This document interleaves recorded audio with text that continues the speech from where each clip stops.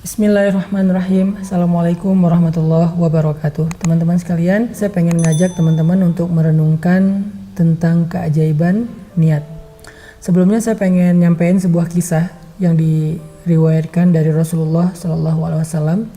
Kata Nabi, ketika Nabi sedang melakukan perjalanan jihad bersama para sahabat, bersama pasukan beliau, Nabi mengatakan kepada mereka pas lagi istirahat di sebuah rest area atau di padang pasir, Nabi bilang, tahu nggak, di kota Madinah itu ada seorang laki-laki yang tidaklah kalian melintasi satu lembah, kemudian bertemu dengan musuh di medan perang, kecuali dia itu mendapatkan pahala yang sama dengan kalian. Jadi di kota Madinah ada seorang laki-laki yang setiap kali kalian melewati lembah, melakukan perjalanan yang susah, melelahkan, bertemu musuh, berjihad, kemudian kalian terluka dan segala macam, maka dia mendapatkan pahala yang sama dengan kalian, walaupun dia nggak ikut bareng dengan kalian. Para sahabat heran, ya Rasulullah, man hadzal rajul, siapa laki-laki ini, kok enak banget, nggak ikut berjihad, nggak ikut susah payah, nggak ikut berkorban, tapi pahalanya sama, kok bisa, siapa dia ya Rasulullah?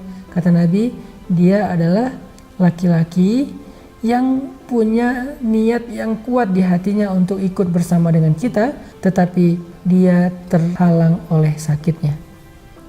Dia adalah laki-laki yang punya niat yang kuat, pengen ikut jihad, pengen ikut membela Nabi, pengen ikut memenangkan agama Allah, tapi dia nggak bisa ikut. Kenapa? Karena habasahul marad, tertahan oleh sakitnya. Ini hadis disampaikan oleh banyak ulama tentang keutamaan niat. Nah, dari cerita ini kita jadi belajar ternyata niat itu ajaib banget. Saya sering bilang gini, niat itu secara fikih adalah rukun ibadah. Jadi nggak akan sah ibadah tanpa niat. Tetapi buat saya bukan hanya itu, niat bukan hanya rukun ibadah, tapi niat itu sendiri adalah ibadah. Niat itu sendiri adalah amal solih. Sehingga kalau misalnya kita tahu tentang keajaiban niat, kadang-kadang kita dengan berniat aja tuh udah dapat pahala luar biasa. Bahkan seringkali kita udah capek-capek beribadah, kalau niatnya nggak benar, nggak bernilai apa-apa di sisi Allah Subhanahu Wa Taala. Makanya cerita laki-laki tadi yang nggak bisa ikut berjihad, nggak bisa ikut membersamai Nabi, nggak ikut berkorban untuk agama, dia cuman berbaring aja di rumahnya di kota Madinah, tapi dia dapat pahala yang sama. Jadi kalau malaikat mencatat pahala dia itu, dia lagi tidur nih, tapi pahalanya udah berjihad, udah berdakwah, udah membela Nabi, udah begini, udah begitu. Padahal dia tidur doang. Kenapa? Ibadahnya adalah ibadah hati dengan niat. Tetapi yang harus kita catat dan kita garis bawahi, kita stabilo, kita bold adalah kita nggak bisa mengelabui Allah dengan niat kita. Yukhadi'unallaha walladzina amanu fi qulubihim marad. Mereka ingin mengelabui Allah, di dalam hatinya ada penyakit. Nggak bisa, harus jujur sama Allah. Artinya laki-laki tadi yang nggak bisa ikut jihad bersama Nabi, dia nggak basa-basi, ya Allah seandainya saya sembuh saya pasti akan berjihad. Enggak, Allah maha tahu isi hatinya, dia emang pengen jihad, dia pengen emang beribadah, dia emang pengen beramal soleh, cuman emang nggak mungkin, nggak bisa bangun dari tempat tidurnya, sehingga dia sendiri merasa sangat sedih karena membiarkan Nabi berangkat berjihad sendiri dan dia nggak bisa melindungi atau membela Nabi SAW.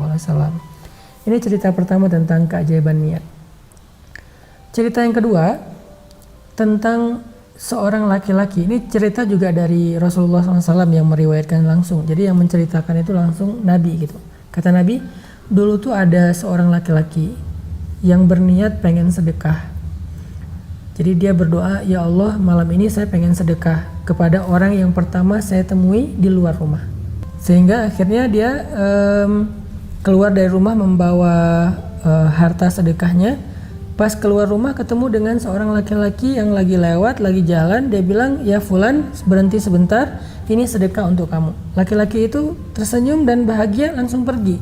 Keesokan harinya orang-orang pada heboh bilang, semalam ada seorang pencuri dapat sedekah. Laki-laki yang bersedekah ini kemudian jadi sadar ternyata semalam dia memberikan sedekah kepada seorang pencuri. Sehingga dia ngerasa, aduh salah nih sedekahnya, salah target kepada pencuri. Berarti nggak berpahala dong. Sehingga malam kedua dia berdoa lagi. Dia bilang, ya Allah malam ini saya pengen sedekah ke orang pertama yang saya temui di luar. Semoga malam ini saya menemukan orang yang berhak mendapatkan sedekah. Akhirnya dia keluar, ketemu seorang cewek yang lagi jalan. Dia bilang, "Mbak, tunggu sebentar." Dia kasih sedekah. "Ini sedekah buat Mbak." Perempuan ini kemudian merasa bahagia, senang, dia tersenyum, dia bilang makasih, pergi. Terus besoknya orang-orang pada heboh bilang malam seorang perempuan pezina mendapatkan sedekah. Sehingga laki-laki ini jadi sedih lagi gitu, kecewa, aduh sedekahnya salah lagi nih. Akhirnya malam ketiga dia berdoa, "Ya Allah, mohon malam ini saya pengen memberikan sedekah kepada orang yang paling berhak, bimbing saya ya Allah." Akhirnya pas dia keluar rumah, ketemu seorang laki-laki lagi lewat, dia kasih aja sedekah. "Ini sedekah buat Anda." "Makasih." Pergi aja laki-laki tersebut dalam wajah yang penuh rasa gembira, bahagia, dan terharu.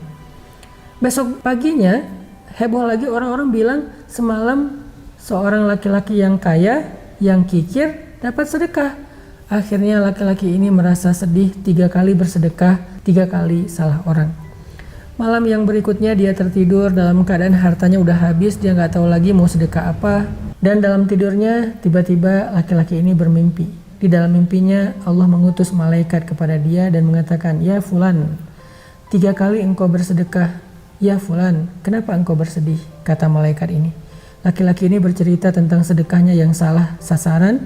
Kemudian malaikat ini tersenyum dan mengatakan, "Tahu nggak, sedekah kamu 3 kali itu 3-tiganya diterima oleh Allah Subhanahu Wa Taala." Laki-laki ini heran, "Loh kok bisa, kan salah sasaran? Apa yang membuat sedekah saya diterima oleh Allah, wahai Tuan?" gitu. Kata malaikat, "Sedekah kamu yang pertama kepada seorang pencuri telah menghalangi dia dari mencuri karena dia mendapatkan apa yang dia butuhkan. Sedekah kamu yang kedua kepada seorang perempuan yang biasa berzina telah menghalangi dia malam itu dari berzina karena dia sudah memperoleh apa yang dia butuhkan. Dan yang ketiga, sedekah kamu kepada orang kaya dan kikir telah menjadi jalan hidayah untuknya sehingga sekarang dia menjadi orang kaya yang dermawan." Ini adalah kisah nyata yang disampaikan Nabi SAW, dan Nabi tidak pernah berdusta atau menyampaikan hoax, berita dongeng yang tidak ada asal usulnya. Artinya, kenapa ada orang yang melakukan sebuah ibadah yaitu sedekah salah 3 kali tapi diterima oleh Allah sebagai ibadah yang sempurna? Innamal a'malu binniyat, karena niatnya benar walaupun ibadahnya belum sempurna. Kita sadar banget sepanjang bulan Ramadan mungkin banyak dari ibadah kita yang gak sempurna. Sholat kita gak sempurna, gak khusyuk, puasa kita gak sempurna, mungkin gak sengaja ngelihat apa, ngomongin apa, kemudian tilawah kita gak sempurna, banyak hak-hak tilawah, huruf dan tajwidnya masih kurang. Sedekah kita gak sempurna, kadang mungkin gak memberikan yang terbaik kepada orang lain. Banyaklah kekurangan dari ibadah kita. Terus gimana biar ibadah yang secara zahir ini banyak kurangnya tapi pahalanya sempurna di sisi Allah? Perbaiki niat. Maksud perbaiki niat, ikhlaskan niat karena Allah Subhanahu Wa Taala. Apakah kita berpuasa karena Allah?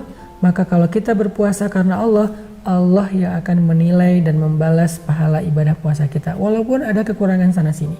Jadi kalau kita mau ibadah kita sempurna pahalanya di sisi Allah, yang pertama yang harus kita sempurnakan niat dulu sebelum rukun, wajib, sunnahnya ibadah tersebut. Niatnya dulu disempurnakan. Karena siapa kita melakukan satu ibadah? Karena manusia, karena pengen dipuji, dihargai, atau karena netizen, karena pengen di like, di repost, trending topik, atau karena Allah Subhanahu Wa Taala. Walaupun gak ada yang tahu, kalaupun orang lain tahu, tetapi itu tidak mempengaruhi semangat ibadah kita. Teman-teman yang dirahmati Allah SWT, yang kedua ngomongin tentang masalah niat. Apa bedanya orang yang ikhlas dengan orang yang riya? Karena lawannya ikhlas itu riya. Kita nggak bisa mengeneralisir ya, apalagi menjudge bahwa orang yang ibadahnya diketahui orang banyak berarti dia riya, belum tentu. Orang yang ibadahnya diam-diam aja dia ikhlas, belum tentu juga. Terus gimana kita membedakannya? Kita nggak bisa membedakan orang lain. Kita nggak bisa mengetahui niat orang lain. Yang kita hanya bisa membedakan diri kita nih, ikhlas apa riya. Cara ngebedainnya gimana? Cara ngebedainnya kata ulama, jika ibadah kita saat dilihat orang atau tidak dilihat orang itu sama baiknya, berarti kita termasuk orang yang ikhlas walaupun ibadah kita diketahui oleh seluruh penduduk bumi. Tapi kalau ibadah kita ketika dilihat orang dengan ketika tidak dilihat orang beda, Ketika nggak dilihat orang asal-asalan, pas dilihat orang, diposting di sosial media, di broadcast di grup WhatsApp, jadi sempurna bacaan tilawahnya, sedekahnya, zikirnya, berarti kita termasuk orang yang ria, walaupun yang tahu cuma satu orang yaitu pasangan kita. Saya ulangi, bedanya ikhlas sama ria apa? Orang yang ikhlas ibadahnya antara dia sendiri atau diposting di sosial media sama baiknya. Kita tilawah sendiri, bacanya kayak gitu, ketika kita posting di sosial media, bacanya juga kayak gitu, nggak ada yang berubah. Tapi kalau kita pas tilawah sendiri bacanya asal-asalan, sedangkan pas di sosial media kita lantunkan dengan suara terbaik, seolah-olah kita qori juara internasional, berarti kita ria. Jadi orang yang ikhlas, ibadahnya antara sendiri dengan dilihat orang lain sama baiknya. Orang yang ria, ibadahnya beda ketika dilihat orang lain atau tidak dilihat oleh orang lain.